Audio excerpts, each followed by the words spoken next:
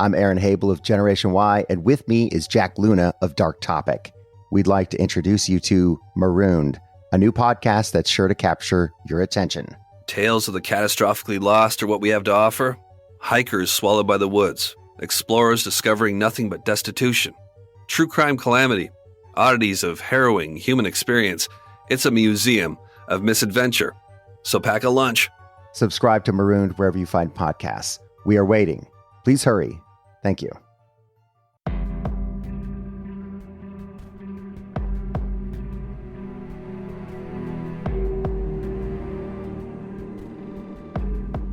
In 2019, Auburn, Alabama was shocked by the disappearance of Aniah Blanchard, and it brought to mind another case from the area, the disappearance of Lori Slesinski. Though a suspect was in custody at the time, the question remained, where was Lori? I'm Charlie, and welcome to Crimelines.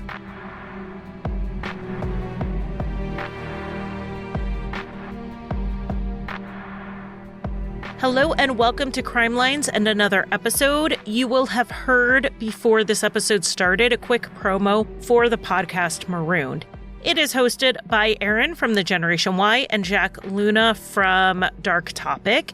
And I just want you, even if you're like, I don't want to listen to the podcast, just go click on it real quick in your podcast app, check it out, look at the artwork, because that artwork was made by my husband.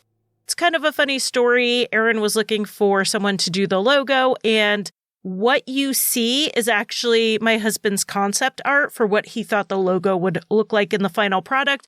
But Aaron liked it so much that they went with the illustration. And I just love it because even the handwriting is my husband's handwriting. So every time I see the podcast logo, I recognize it immediately as, Lars's work because I've been around him and his art for so long. So anyway, just even if you don't listen to the podcast, which you should anyway, go at least look it up and look at the artwork. So enough of the plug for Marooned, Aaron and Jack's new podcast, and my husband Lars's artwork.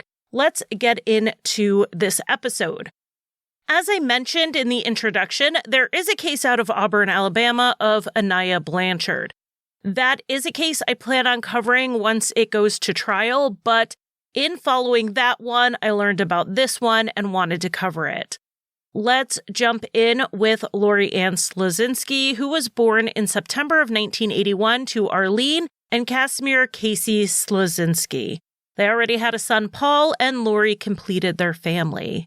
They lived in New York until Lori was about 13, and that's when they made a big move. They settled in a rural area outside of Montgomery, Alabama. Lori was a star student in high school, graduating at the top of her class in 1999. She then went to Auburn University, which was outside of the normal distance for a commute, about an hour and a half from her family home. So close enough to visit, but far enough away that Lori was going to have to live there.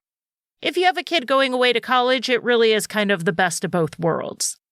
To make things easier, Casey and Arlene purchased a small home in a very well-maintained community for Lori.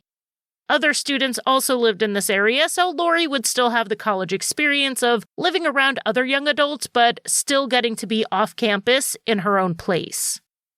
In 2004, Lori graduated with honors. Her degree was in psychology with a minor in criminal justice, and she got a job at the East Alabama Mental Health Center, which is in Auburn, as a mental health technician.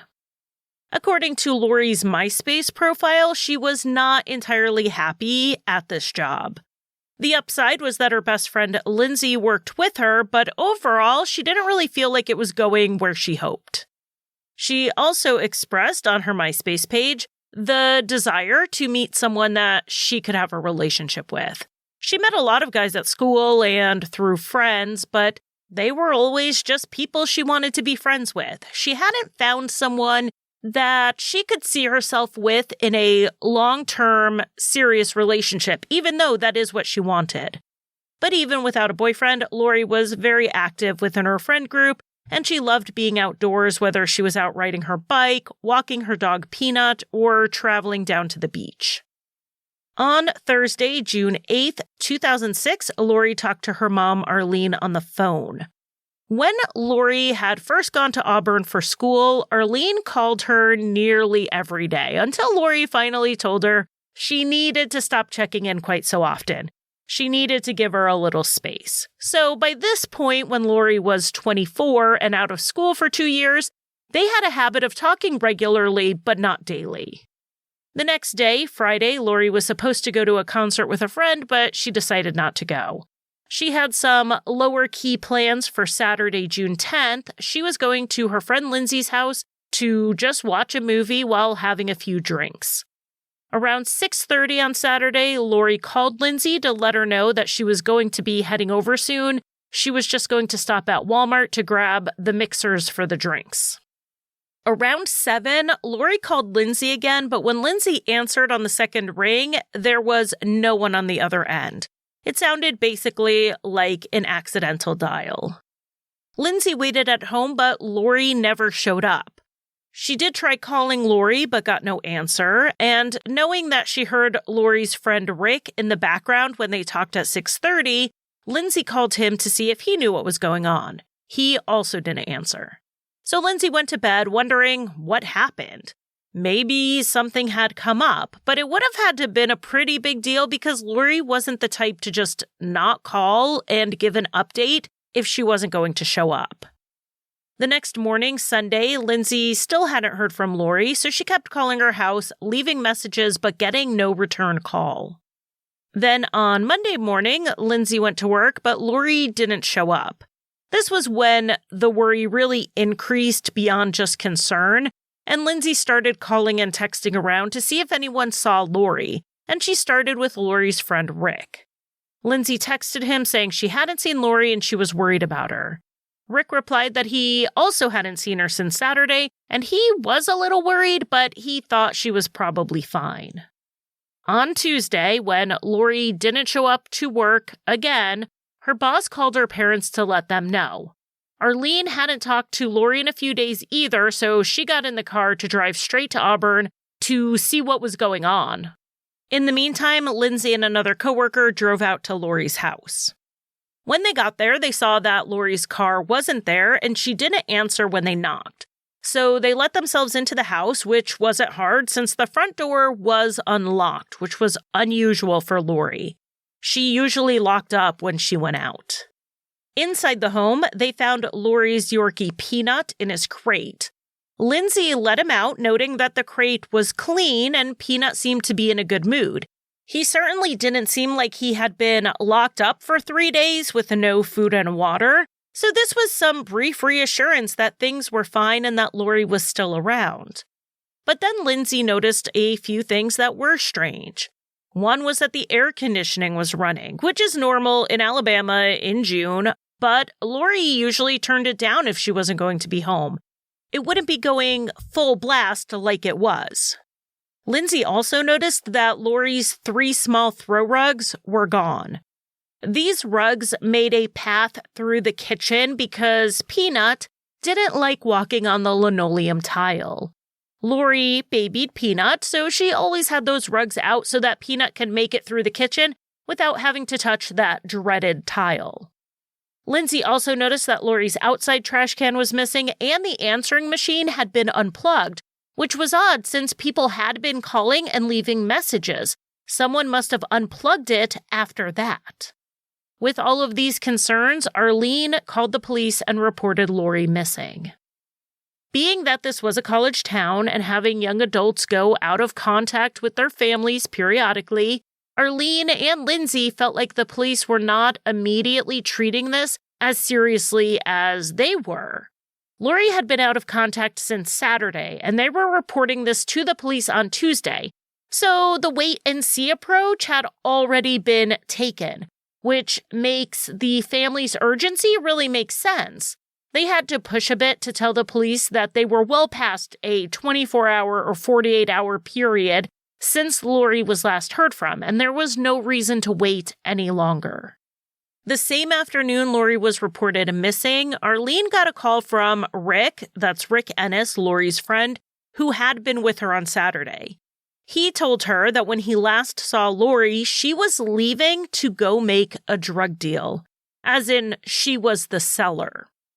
Arlene hadn't really thought much about Rick being with Lori on Saturday. They were good friends and hung out frequently, so it wasn't suspicious until he came up with this story. It didn't make any sense, and she certainly didn't believe it, so she had to wonder why he was telling it. Lori's friend Lindsay would later say that Lori had grown weed before, but it was personal use only. She didn't have any sort of grow operation going on and certainly did not produce enough to sell. But when Rick was contacted by the police, he told them the same story about Lori selling drugs, and the police essentially raided her home. But they found nothing. Though it didn't seem the police were that concerned about Lori's disappearance at first, it really took less than 24 hours for her missing persons case to really start looking like a potential homicide case. And that's because her car was found. It was found at 4:41 in the morning, the day after she was reported missing, and it was engulfed in flames. It was parked at the end of a cul-de-sac near a construction site. A search of the car in the area around it did not find any signs of Lori, and there were no witnesses. Later that day, the police had a formal interview with Rick Ennis, and they searched his car. The first thing they noticed about Rick was that he was wearing long sleeves in June in Alabama. They had him push up his sleeves, and they saw scratches on his hands and arms, which they photographed. Then inside Rick's car, they found cleaning supplies like Clorox spray, a bathroom cleaner, a scrub brush, and air fresheners. On the same day, they also did a full examination of Lori's home, and they noticed on the walls there were scuff marks, like from the bottom of someone's shoes. They were fresh, and the investigators wondered if they were signs of a struggle, someone kicking their legs onto the wall, possibly when being grabbed. The other thing they realized was that the coil cord from Lori's landline phone was missing. They noted this because that is the sort of thing that could be used to bind someone. It looked to them like Lori had been attacked in her home. The question, though, was when. She last talked to her friend at 6:30 and said she was going to the store to buy things before she came over. The police were able to confirm, thanks to Walmart security cameras, that Lori did make it to the store. However, she never made it to Lindsay's house. They also knew from her computer that she hadn't logged into her social media accounts since Saturday either. That might indicate that she went missing somewhere between Walmart and Lindsay's house. However, they believed she went missing from her home. So did she, for some reason, head back there after she went to Walmart rather than going straight to Lindsay's house? And who would know she was heading back home? Another odd thing about this timeline was Little Peanut. Had he been crated from Saturday night until Tuesday morning, he would have left a mess in his crate, and he would have been in rough shape, not having food or water for 2.5 days. But he wasn't. He was completely fine.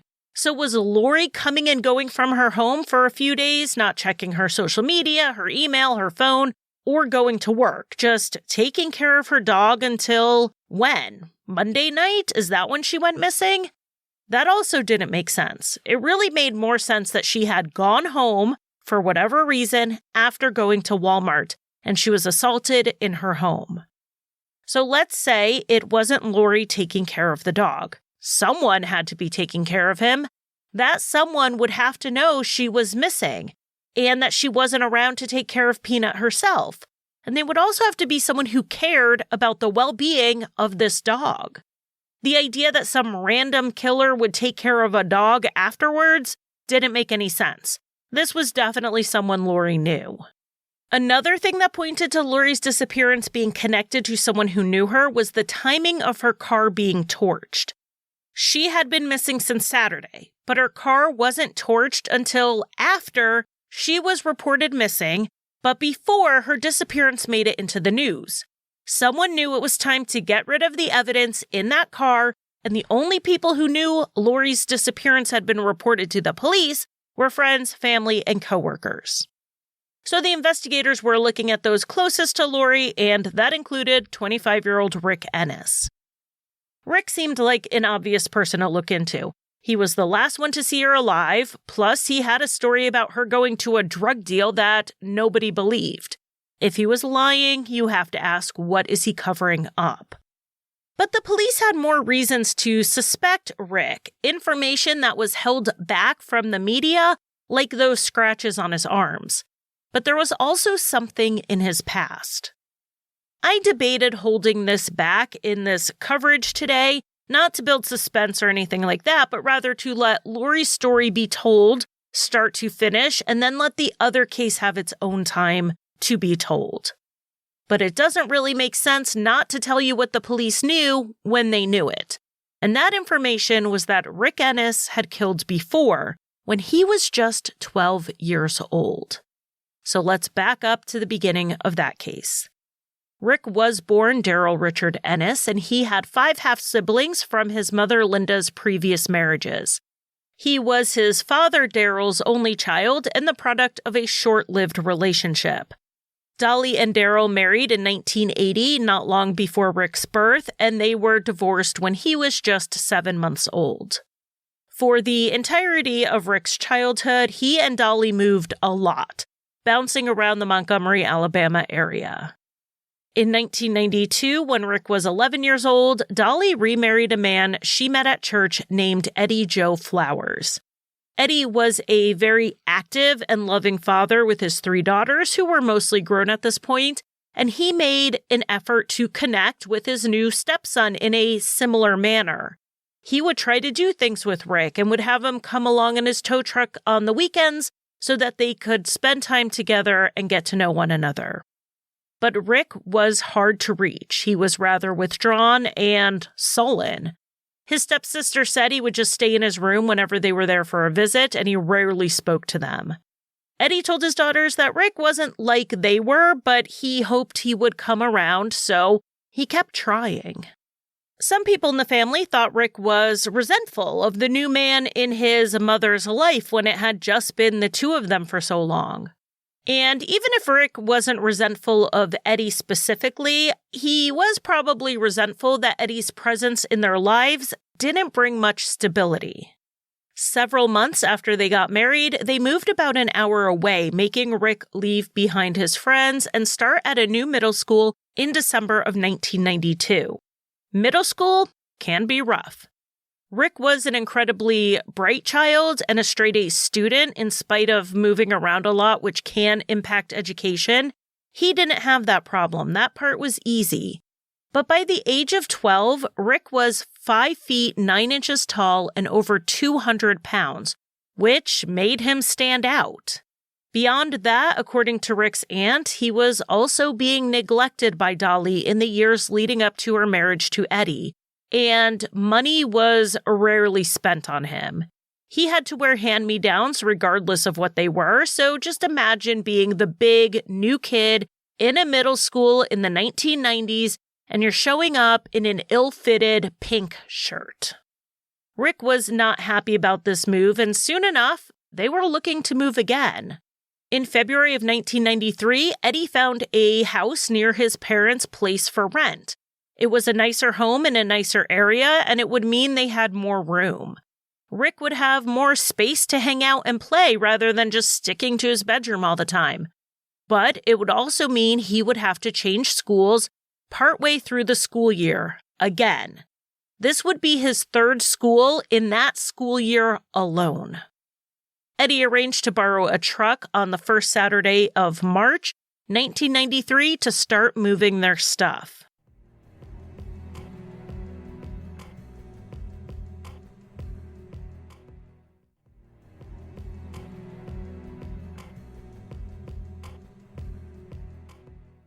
The day before the move, around 1 a.m. on Friday, March 5th, a patrol officer noticed a car that had veered off the road and crashed into a fence. The driver was not with the car, but a trooper soon saw someone walking along the highway wearing a backpack. He pulled over, and though the person was the size of an adult, he could quickly tell that this was just a kid. It was Rick, who was 12 years old at the time. The trooper asked Rick about the car, and he admitted he had been the one driving it. The trooper asked to look in his backpack, and Rick agreed.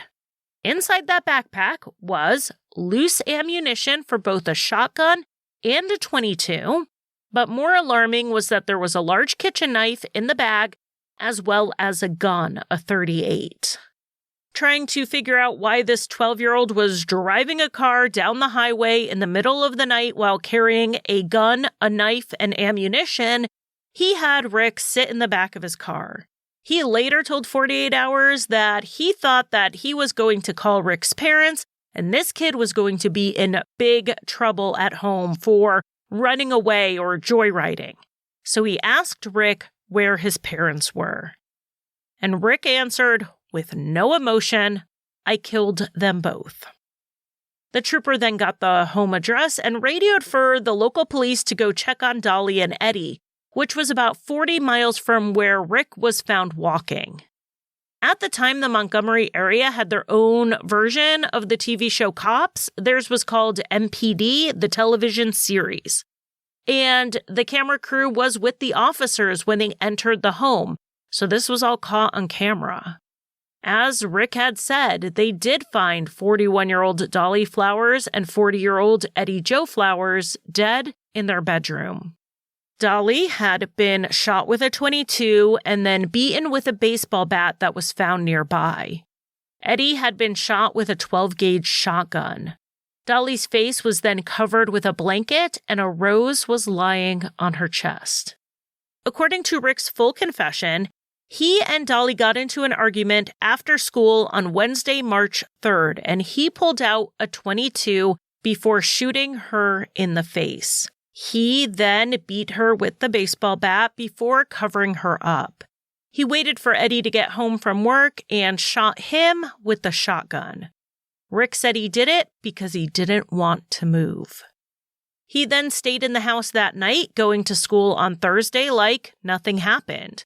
He called his friend Dusty from his old school and asked him if he could skip classes on Friday because he needed to talk to him. The police believe that Rick was on his way to Dusty's when he crashed the car. Rick's telling of the story made it sound like it happened in the heat of the moment. He and his mother were arguing about yet another move when he snapped.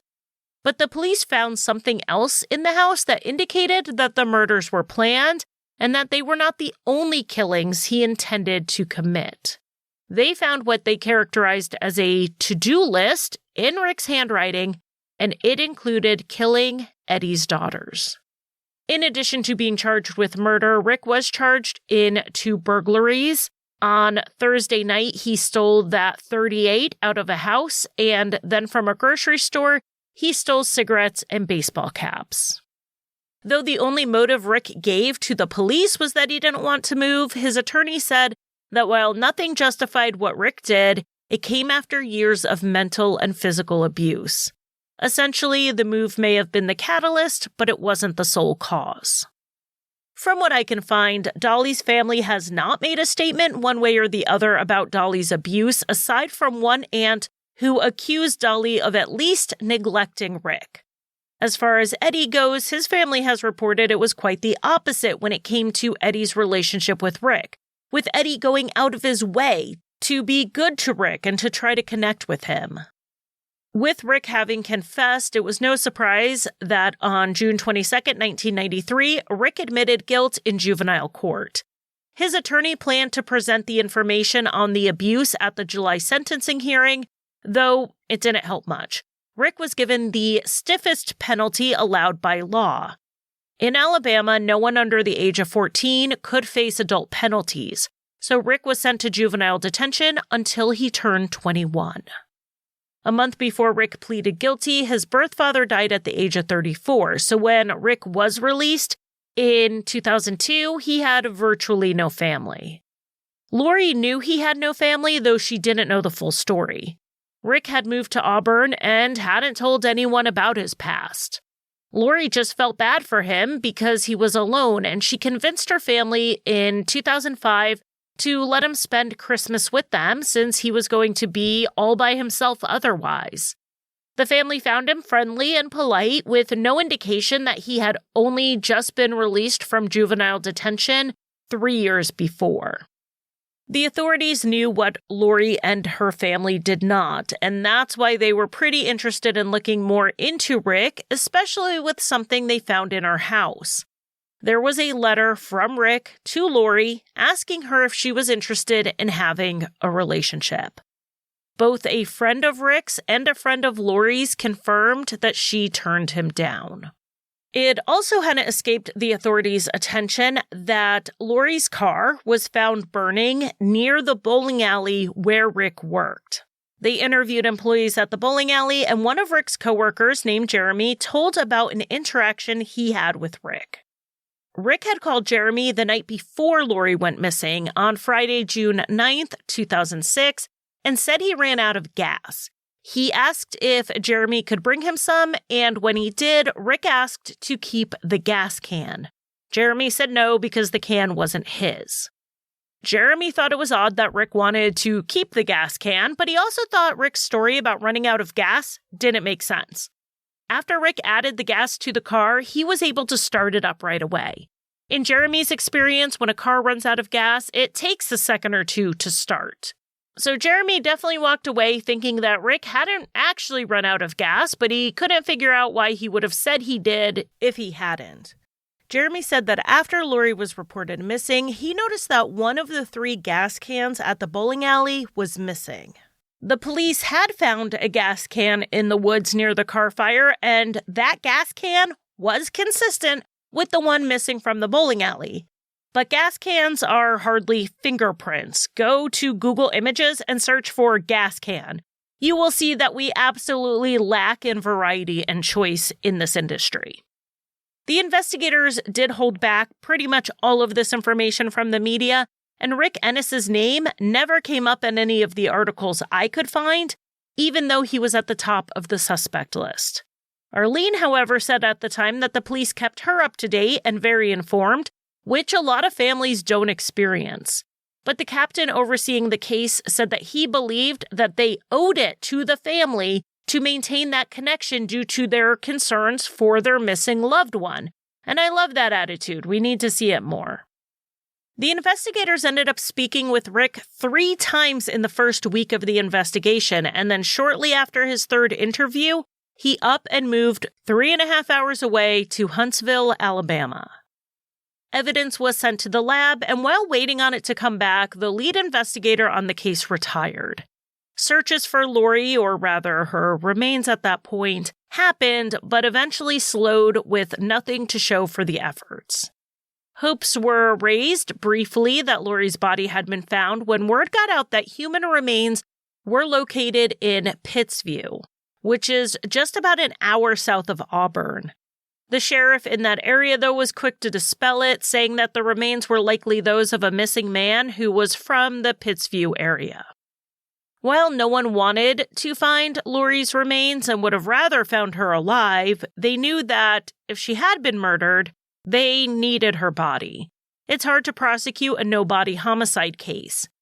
Though the statistics show that no-body homicide cases are actually a bit more likely to end in a guilty verdict, the problem is getting them to trial. The burden of evidence is greater since you don't have any direct evidence of their death, you don't know how they died, and you don't have other forensics that may come from the body. If Lori was murdered like the police suspected, her body would go a long way to getting this to trial. Without solid evidence to prove Lori was dead and that Rick was involved, the case went cold.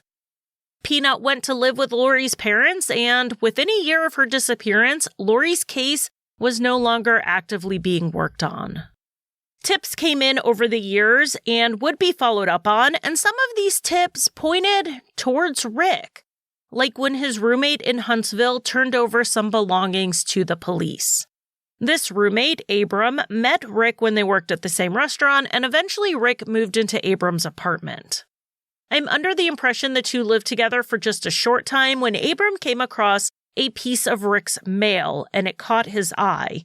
It was the name it was addressed to. It was addressed to Daryl Ennis. Rick's full name was Daryl Richard Ennis, which Abram didn't know. He decided to Google it, and what he found concerned him. While it's not been spelled out anywhere exactly what he found, we have to assume it had to do with Rick's parents' murders. After seeing whatever it was he found, Abram looked up information on Lori's case. He knew about it because Rick had already told him that a woman he had been in love with, named Lori, had disappeared. Alarmed about Rick's past and then finding out the details about another person Rick knew who was presumed murdered, Abram called Rick and told him he had to move out. The totality of what he learned was just too much and he didn't feel safe. Abram opted to spend that night at his girlfriend's house and then have a police escort go with him back to his apartment the following day. And when they entered the apartment, they found the place trashed. Things were smashed and torn up, and some of Abram's stuff was missing.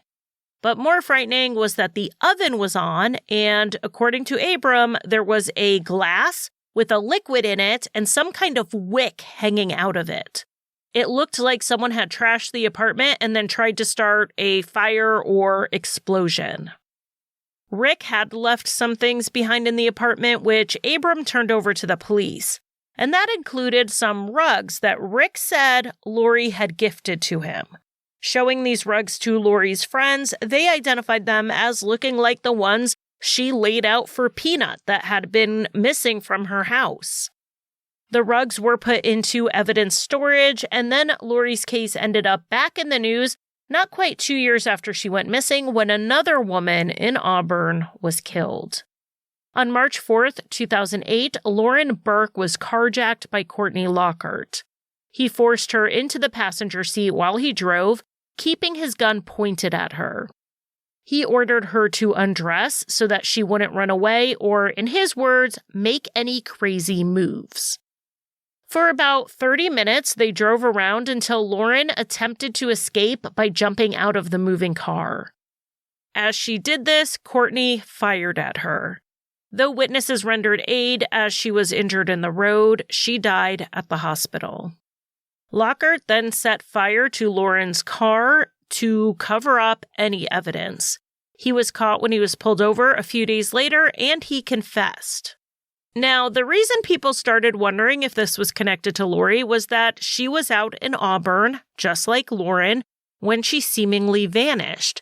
And then her vehicle was found on fire, just like Lauren's car was. On the surface, you can see why the public believed that these cases may be connected.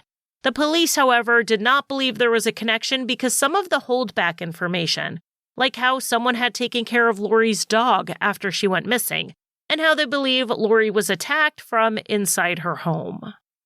After the arrest in Lauren's case, any connection was quickly dispelled. The main similarity in the cases, that the cars were both torched, was probably just that both assailants knew that fire would destroy evidence. There wouldn't be really any movement on the case again until 2016, when the Alabama State Bureau of Investigation started a cold case unit, and they selected Lori's case as their very first one. She had been missing at that point for 10 years. There was a lot of ground for the investigators to cover, tracking down and re-interviewing old witnesses, but also following through on some threads that had been dropped. Because of the first investigator retiring so early on and then the case being shuffled between different people, there were multiple things that hadn't been done. For instance, there was evidence that had never been sent to the lab, like the cleaning scrub brush found in Rick's car, as well as the rugs that Abram had turned over to the police. But the most shocking thing to me was the report from the Alabama Department of Forensic Sciences. These were the results on various swabs from Lori's home, as well as things like her bed sheets. The envelope the report was in was sealed. No one had ever looked at it. What they think happened was that the results took 9 months to come in due to the backlog at the lab. In that time, the case agent had retired. So whoever picked up the envelope and stuck it into the case file probably assumed the next investigator would get around to it, but no one in the past 10 years had gone through the file thoroughly enough to notice the unopened lab results. And it turned out that those lab results let them know that Rick's DNA had been found in Lori's home, and not just touch DNA or his saliva on a cup, which you would expect since he was a friend of hers. It was more than that. On the handle to the front door on the inside, they found Rick's blood. And on Lori's bedsheets, they found his semen. Then the new results came in. The scrub brush from Rick's car did have human blood on it. They were not able to get a profile to match it to anyone, but it was human blood. And the rugs they had Rick's blood on them. Now, Rick did have the rugs with him for some time after Lori's disappearance, so the blood could have ended up there at any time. But the fact he had these rugs in his possession was some circumstantial evidence if these rugs were Lori's. And they could add his possession of these rugs onto all the rest of the evidence.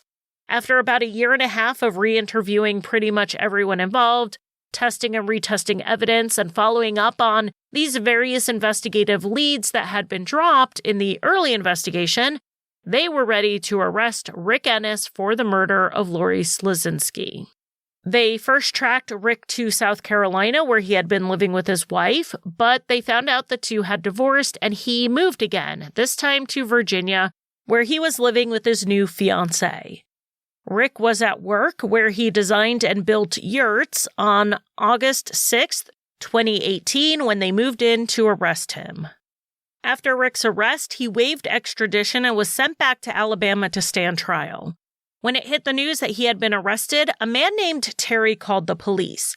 He had worked with Rick in South Carolina, and a mutual friend had sent him an article about the arrest.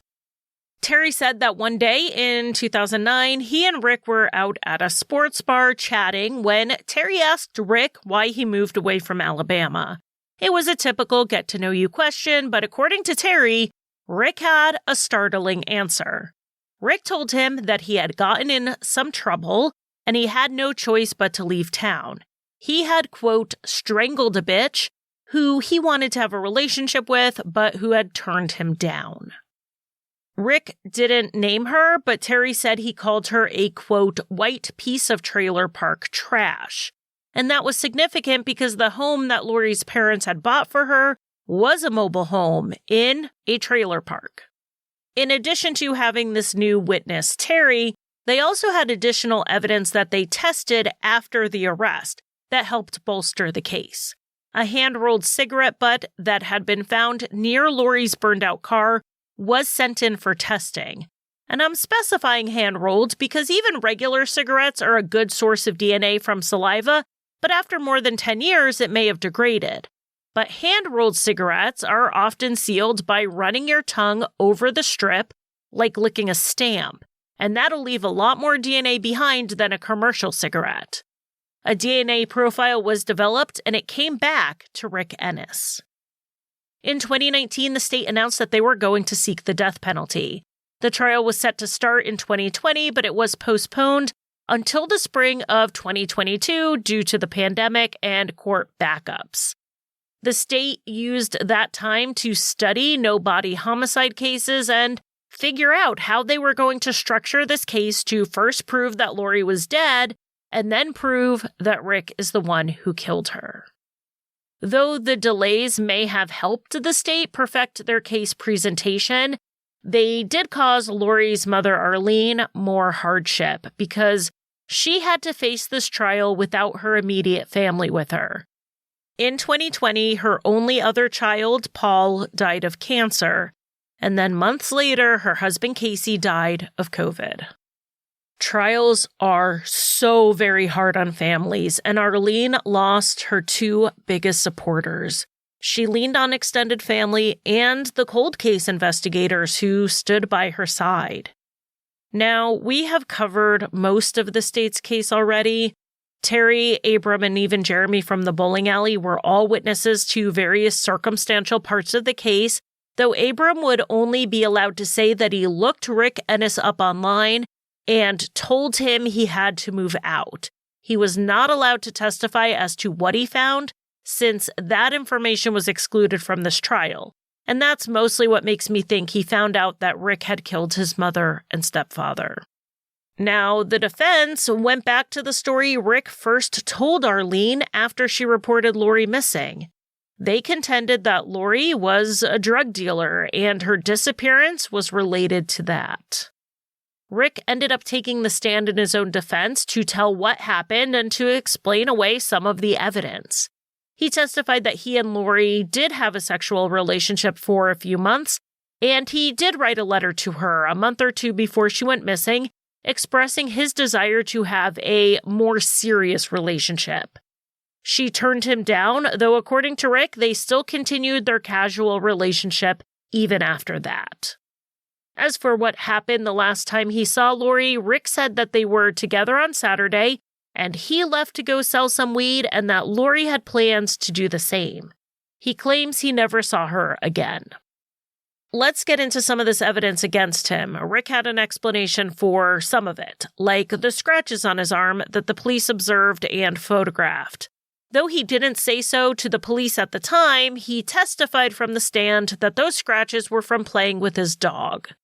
He didn't really have a specific answer for how his blood got on the handle in Lori's home, but his explanation about their sexual relationship addressed the semen on her bedsheets.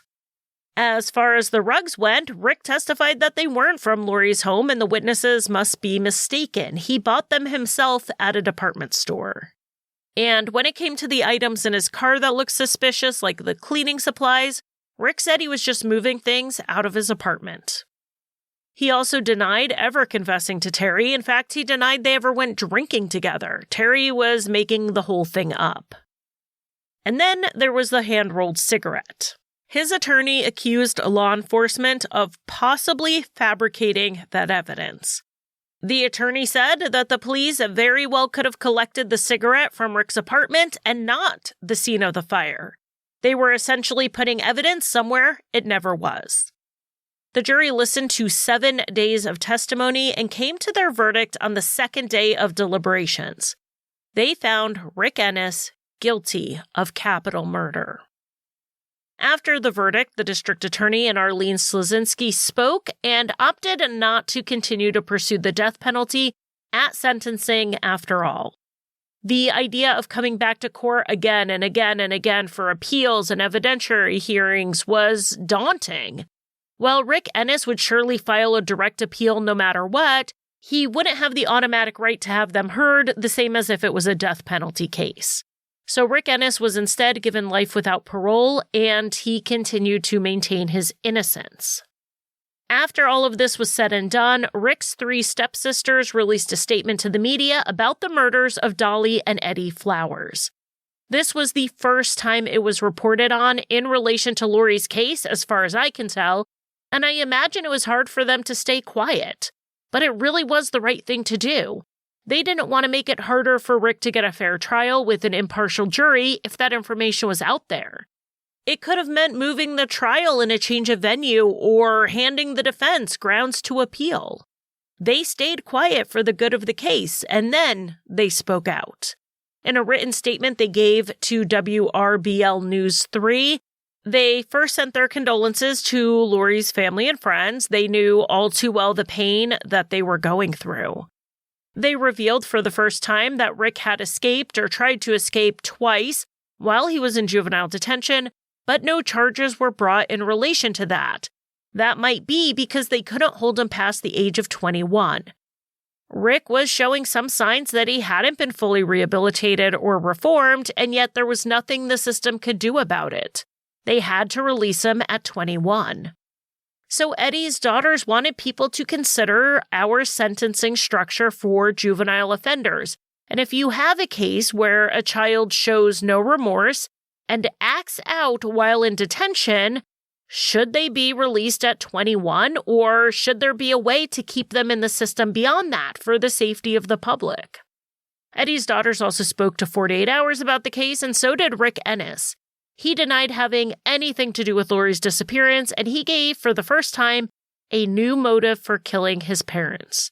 He claimed he snapped after years of sexual abuse at the hands of his mother. He said he didn't tell the truth back then because he felt deep shame, and that's why he said it was about moving.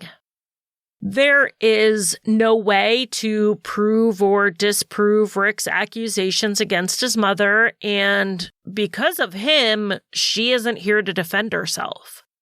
Rick's initial appeal has been denied, and he remains incarcerated. Lori Ann Slesinski's body has yet to be found. If you have information on where it could be, either because Rick told you directly, or you know about a property he was familiar with or had access to, you can call the Alabama Bureau of Investigation with your tip at 334-676-6006. I'll leave this number in the show notes. Thank you for listening. If you want more content, check out my other show, Crimelines and Consequences, wherever you get your podcasts. I also offer bonus content and ad-free listening at patreon.com/crimelines or through the Apple Podcast app. If you want to buy me a coffee, the official drink of Crimelines, you can give a one-time donation at basement4productions.com/support.